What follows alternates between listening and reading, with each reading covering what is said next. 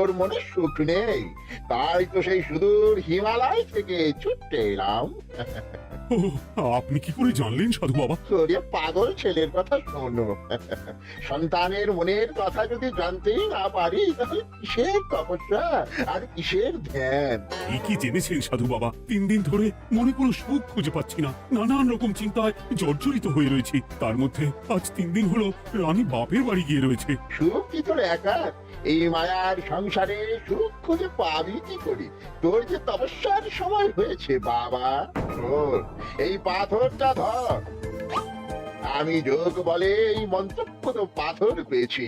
কাল পূর্ব দিকের নদীর পারে এই মন্ত্রপুত পাথর স্থাপন করবি। আমি চাই তুই নিজে এই পাথরের আরাধনা করিস। তাই ওইখানে এক কুটির বানিয়ে তুই একা থাকবি।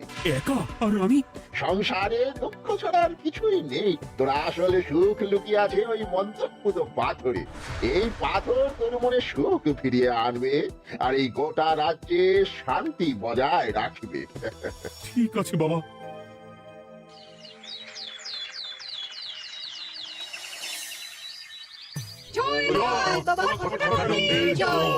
কি তার জ্যোতি, কি তার ব্যক্তিত্ব, আহ, কি তার কণ্ঠস্বর! এই মন্ত্রপুত পাথর আমার এবং এই রাজ্যের সকলে সুখ শান্তি ফিরিয়ে আনবে। আজ থেকে আমি সাধু বাবার পরামর্শ মতন এখানেই থাকবো। তোমাদের যার যা যা বক্তব্য আমাকে এখানে এসেই বলবে। কোনো চিন্তা করবেন না মহারাজ, আমি সব সামলে নেব। আপনি নিষ্ঠা সহকারে সাধু বাবার আদেশ পালন করুন।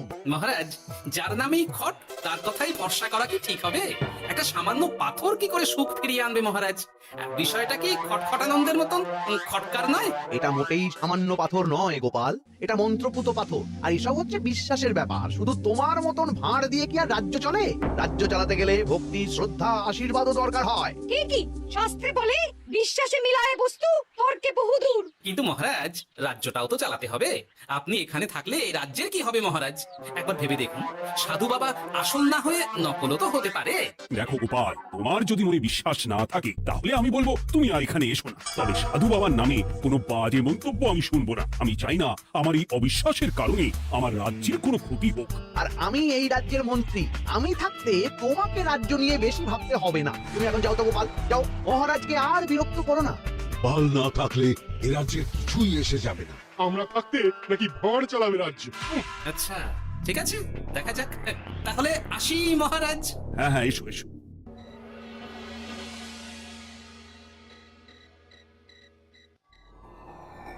মহারাজ, রানী, তুমি ফিরে এসেছো? এ আমি কি শুনছি মহারাজ? আপনি নাকি প্রাসাদে ফিরবেন না ঠিক করেছেন? হ্যাঁ রানী, তুমি ঠিকই শুনেছো। আমি আর প্রাসাদে ফিরবো না। আমি এখানে থেকে ওই মন্ত্রপুত পাথরের আরাধনা করব। কে না কে এসে আপনাকে বললো আর আপনি প্রাসাদ ছেড়ে এই কুটিরে থাকবেন? আপনার শরীর খারাপ করবে মহারাজ, আপনি ফিরে চলুন। কে না কে নয় রানী, স্বামী খটখটানন্দ খুব বড় সাধু। উনি যোগ্য বলে আমার দুঃখের কথা জানতে পেরে সেই হিমালয় থেকে ছুটে এসেছেন আমাকে ওই পাথর দিতে। তুমি আমার ক্ষেত্রে চোর করো না রানী। আর আপনার রাজ্য, আপনার প্রজারা, তাদের কি হবে মহারাজ? সে নিয়ে তুমি ভেবো না রানী। আমি এখানে বসেই মন্ত্রীকে দিয়ে সবটা সামলে নেব। তাহলে আমিও আপনার সাথে এখানে থাকবো। আপনাকে ছাড়া আমি প্রাসাদে ফিরবো না। তা হয় না রানী, সাধু বাবা আমাকে একা থাকতে বলেছেন। এসব ধ্যান যোগ আরাধনা একা করতে হয়। গোপাল সবটা জানে মহারাজ। আহ, আমার সামনে ওর নাম করবে না রানী। গোপালের কত বড় সাহস তুমি ভাবো একবার। ও বলে সাধু বাবা ভণ্ডও হতে পারে। আমার তখন ইচ্ছা করছিল ওর মাথার যে কটা চুল আছে সেটাও ছিঁড়ে নিতে। না না না, আমি আর গোপালের মুখ দেখতে চাই না। আপনি উত্তেজিত হবেন না মহারাজ, আপনি বিশ্রাম করুন, আমি আবার কাল আসবো। রাতের হাটেও সবজির যা দাম বেড়েছে, এরপর শুধু এক বেলা খেয়ে থাকতে হবে। কি হে ভোলা, বাড়ি না গিয়ে এখানে বসে আছো কেন? দুঃখের কথা কি আর বলবো তোমায় গোপাল দাদা। বলোই না, শুনে দেখি।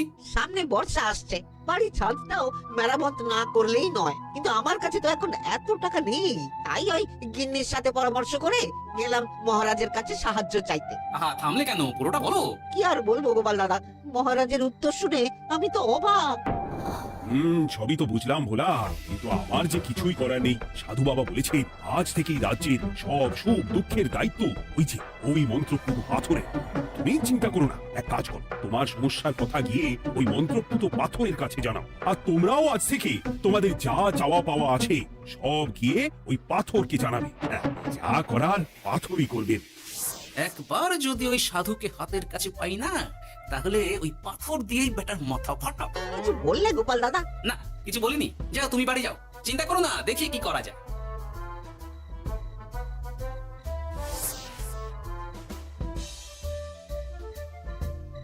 কি ব্যাপার, এত রাতে বটা ঘটা মন্ত্রীর বাড়িতে কি করছিল?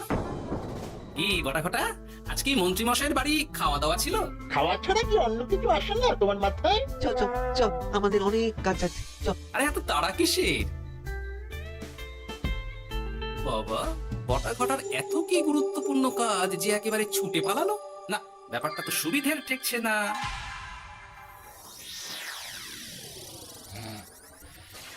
রাজা কৃষ্ণচন্দ্র, ওঠ বাবা, আমি এসেছি। সাধু বাবা, আপনি এসেছেন? কেমন আছিস বাবা? ভালো আছি বাবা, তবে মনে এখনো পুরোপুরি সুখ খুঁজে পাইনি। সুখ কি তোর একা? কি করে সুখ পাবি বাবা? এখনো তো তুই তোর সব আসক্তি থেকে মুক্ত হতে পারিসনি। আর কি কি করতে হবে আমায় বলে দিন বাবা। একটা কাজ বলবো, করতে পারবি? বলুন বাবা, আপনি যা বলবেন আমি তাই করব। এই রাজপাট তুই ছেড়ে দে, এসব থেকে নিজেকে মুক্ত করে তুই তোর সাধনায় মন দে, দেখবি তার ফল তুই পাবি। কিন্তু তাহলে এই রাজ্যের কি হবে? কে দেখবে সাধু বাবা? কেন তোর মন্ত্রী? ওর থেকে ভালো লোক তুই আর পাবি না। ওই হচ্ছে তোর আসল শুভাকাঙ্ক্ষী, আমি যোগ বলে জানতে পেরেছি। আচ্ছা, তাই হবে। আর ওই গোপালটাকে যদি পারেন একটু সাহায্য করবেন বাবা। ওই তুচ্ছ গোপালকে নিয়ে তুই চিন্তিত হোস না, ওরে বুড়ি মন্ত্রী মশাই ফাটাবে। যা ঘুমো।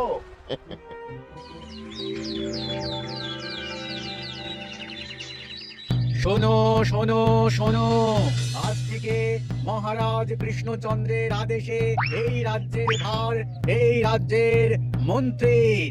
আর মহারাজ নিজে তার কুটিরে নিরিবিলিতে থাকতে চাইছেন। উনি চান না কেউ ওনাকে বিরক্ত করুক। তাই আজ থেকে যার যা সমস্যা সবাই মন্ত্রী মশাইকে জানাবে। মন্ত্রী মশাই যাকে যা বলবেন তাকে তাই শুনতে হবে। শোনো শোনো শোনো। না, মহারাজকে থামাতেই হবে, না হলে বড় বিপদ হয়ে যাবে। যাই। মহারাজ, এই ভুল আপনি করবেন না। মন্ত্রীর হাতে রাজ্যের ভার দিলে রাজ্যের সর্বনাশ হবে মহারাজ। দেখো গোপাল, আমি যেটা করেছি সেটা ঠিক বুঝেই করেছি। আমার সিদ্ধান্ত আর বদলাবে না। আর এই বিষয় নিয়ে আমি তোমার সাথে কথাই বলতে চাই না। মহারাজ, গ্রামবাসীরা আপনার এই সিদ্ধান্ত খুশি মনে মেনে নেয়নি। সবার কথা একবার ভেবে তারপর সিদ্ধান্ত নিন মহারাজ। একজন বাইরের লোকের কথায় কোনো সিদ্ধান্ত নেবেন না দয়া করে। গোপাল, তুমি যদি সাধু বাবার সিদ্ধান্তে প্রশ্ন তোলার চেষ্টা করো তাহলে আমি বাধ্য হব মন্ত্রীকে বলে এই রাজ্য থেকে তোমায় বিতাড়িত করতে। একজন সেই হিমালয় থেকে আমাদের উপকার করতে এলো আর তুমি তার বিরুদ্ধেই কথা বলছো। ছি ছি গোপাল, ছি। মজা কি মজা, শুধু মুদ্রা, শুধু মোহর, যেদিকে তাকাবো শুধু সোনার মোহর আর সোনার মোহর। তুমি কি পাগল হয়ে গেলে? এখন হইনি গিন্নি, তবে এবার সত্যি সত্যি হয়ে যাব। এত সোনার মোহর একসাথে হাতে পেলে কেউ কি সুস্থ থাকতে পারে? আর বেশি দিন বাকি নেই যখন কৃষ্ণনগরের কোষাগারের মালিক হব আমি। আর মহারাজকে ছেড়ে দেবে? চিন্তা নেই, মহারাজ কিছুই করতে পারবেন না। তিনি এখন সাধু বাবার আদেশে পাথরের আরাধনায় ব্যস্ত। আর প্রহরীরা, তারা কিছু বলবে না? প্রহরীরা তো এখন আমার গোলাম। মন্ত্রী মশাই, আমরা এসেছি। ওই তো ওরা চলে এসেছে। ওরা কি করবে? ওরাই তো কোষাগার লুট করতে আমায় সাহায্য করবে। রাজ কোষাগার হবে শুধু আমার আমার আমার।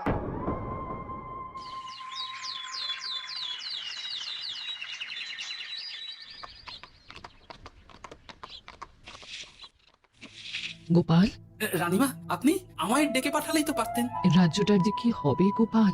মহারাজের উদাসীনতায় মন্ত্রী তো সব লুটে পুটে একাকার করে ছাড়বে। তুমি কিছু একটা করো গোপাল। সে তো আমিও বুঝতে পারছি রানীমা, কিন্তু হাজার চেষ্টা করে ও মহারাজকে বোঝাতে পারছি না। মহারাজ সাধু বাবার পাল্লায় পড়ে আর কিছুই বুঝতে চাইছেন না।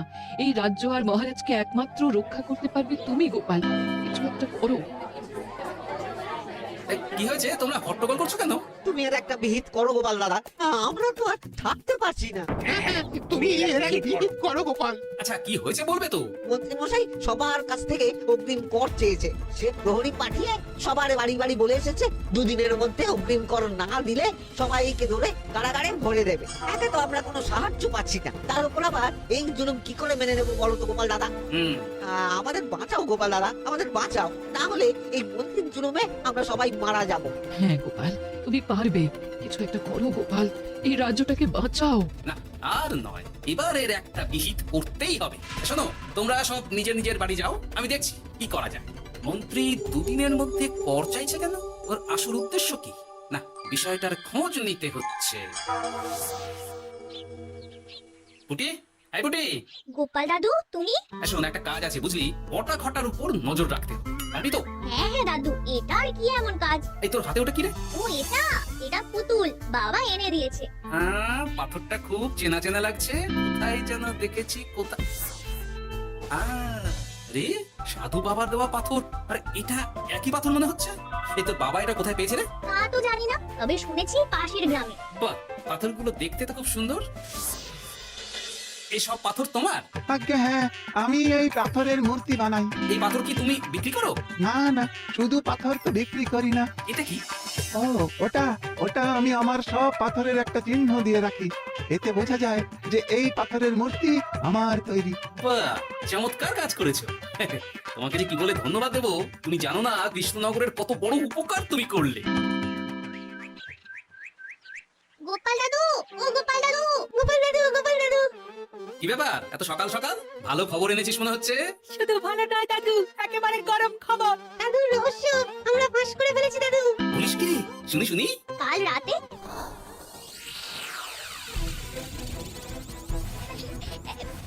এত সোনা, এত মোহর আমি একসাথে কোনোদিন দেখিনি। ও এইসব আমাদের? হ্যাঁ গিন্নি হ্যাঁ, এই সব আমাদের সব। ওই বাবা, আমার তো বিশ্বাসই হচ্ছে না। ভাবলেই গায়ে কাঁটা দিচ্ছে। দেবটা, আজ সাধু সেজে মহারাজের কাছে গেছিলি? হ্যাঁ, মহারাজ তো আজকাল পাত্রে প্রণাম করতে যাচ্ছিলেন, কোনো মতে ঠেকিয়েছি। বলেছি প্রণাম নেওয়া আমার গুরুর বারণ আছে। আর আমি তো আজ এমন ধোঁয়া দিয়েছি যে মহারাজ একেবারে এসে গেছে অস্থির। আর মাত্র 2 দিন, এই 2 দিন খেলাটা চালিয়ে যেতে পারলেই কেল্লা ফতে। আচ্ছা, এবার আমার কাছে পুরো বিষয়টা পরিষ্কার হলো। বাহ, তোরা দারুণ কাজ করেছিস রে। এবার শুধু আজ রাতে প্রমাণটা পেলেই হয়ে যাবে।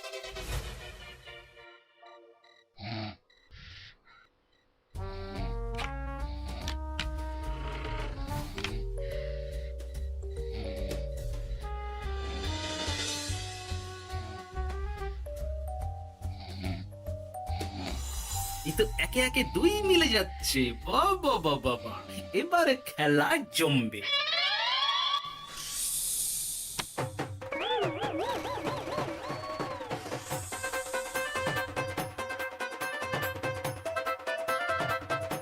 এই ঘটা ঘটা রে, এই ঘরে এত ধোঁয়া এলো কি করে রে? সত্যিই তো, এত ধোঁয়া এলো কি করে? ঘরে কি আগুন লাগলো নাকি রে? এই ওটা ওটা কি রে? হ্যাঁ, এ তো ভূত। আমরা তো কিছু করিনি। আমরা কিছু করিনি, বিশ্বাস করো ভূত দাদা, আমরা কিছুই করিনি। তোরা আমাদের পূর্বপুরুষের প্রস্তর খণ্ড নিয়ে এসেছিস। তোদের এত বড় সাহস, আজ আমরা তোদের ঘাড় মটকাবো। আমরা কোনো খন্ডমন্ড নিইনি ভূত দাদা। এই কথা, তুই কি ওনাদের কোনো খন্ড এনেছিস? না না না না না, আমি তো অমন কিছু আনিনি। আমার মনে হয় ওই আপনাদের কোথাও একটা ভুল হচ্ছে। মহারাজকে ওই পাথর তোরা কোথা থেকে এনে দিয়েছিস?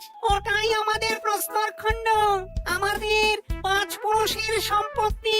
ওটা তো আমরা পাশের গ্রামে এক মূর্তি কারিগরের থেকে চুরি করে এনেছি। আপনারা যান না, যান, ওই কারিগরের কাছে ওরকম অনেক পাথর আছে। আমাদের ওটাই চাই। ও বাবা, তুমি আমার কে? আমাদের দাদু তৃতীয় পুরুষ। ও দাদু, এই চুরি ভূত দাদু, ওটা আনতে গেলে না মন্ত্রীমশাই আমাদের খুব মার পেয়েছে। খা, ওদের মুন্ডু চিবিয়ে খা। না না, ওরকম করবেন না দাদু ভূত, তাতে আমাদের খুব লাগবে। তা তাহলে বল মন্ত্রীর আসল উদ্দেশ্য কি? দুদিন পর ও কি করবে? দুদিন পরে মন্ত্রীমশাই কোষাগার লুট করে রাজ্য থেকে পালাবেন। এবার এবার আমাদের ছেড়ে দিন দাদু ভূত। তোদের ছাড়তে পারি একটাই শর্তে। বলুন বলুন।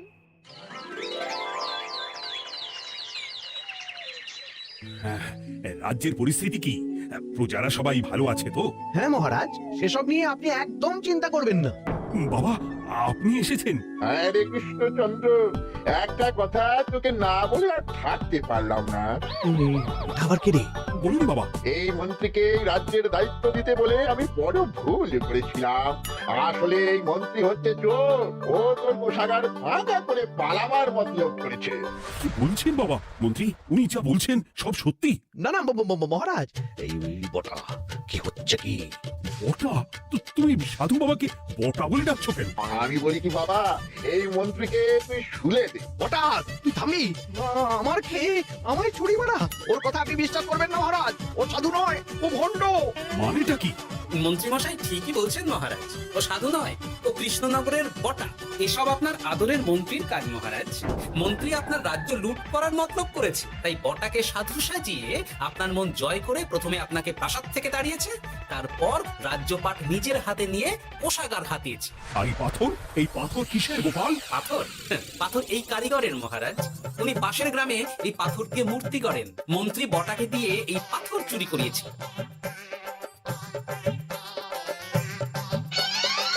ওই পাথর আমার মহারাজ। আমি তোমায় ছাড়বো না মন্ত্রী, তোমায় আমি শুলে দেবো। প্রহরী, প্রহরী! কেউ আসবে না মহারাজ। প্রহরীরা এখন আমার কথা ছাড়া আর কারোর কথা শুনবে না। আমি এখন আপনাদের সামনে দিয়ে আপনার কোষাগার নিয়ে চলে যাব, আর আপনারা শুধু দাঁড়িয়ে দাঁড়িয়ে দেখবেন। ওই রে ন্যাপলা পুঁটি গুলটে, মন্ত্রীকে বেঁধে ফেল। এত সোজা নয় গোপাল, দেখবে? প্রহরী, প্রহরী! চেঁচান চেঁচান, আরো জোরে চেঁচান, কিন্তু ফল হবে না। আপনার প্রহরীরা সব গ্রামবাসীর হাতে বন্দী। আমায় ছেড়ে দিন মহারাজ, আমার ভুল হয়ে গেছে। এমন ভুল আমি আর করবো না মহারাজ, আমায় ছেড়ে দিন। ছেড়ে দেবো? তোমার ব্যবস্থা আমি করছি। কিন্তু গোপাল, আমার মনের সুখের কি হবে? আমি কি আর সুখী হতে পারবো না? কেন পারবেন না মহারাজ? রাজার আসল সুখ তো তার প্রজার সুখে। একদম ঠিক কথা বলেছে গোপাল, প্রজার সুখেই রাজার সুখ। ঠিক গোপাল, ঠিক। তুমি না থাকলে যে আমার কি হতো? জয় গোপালের জয়! জয় গোপালের জয়।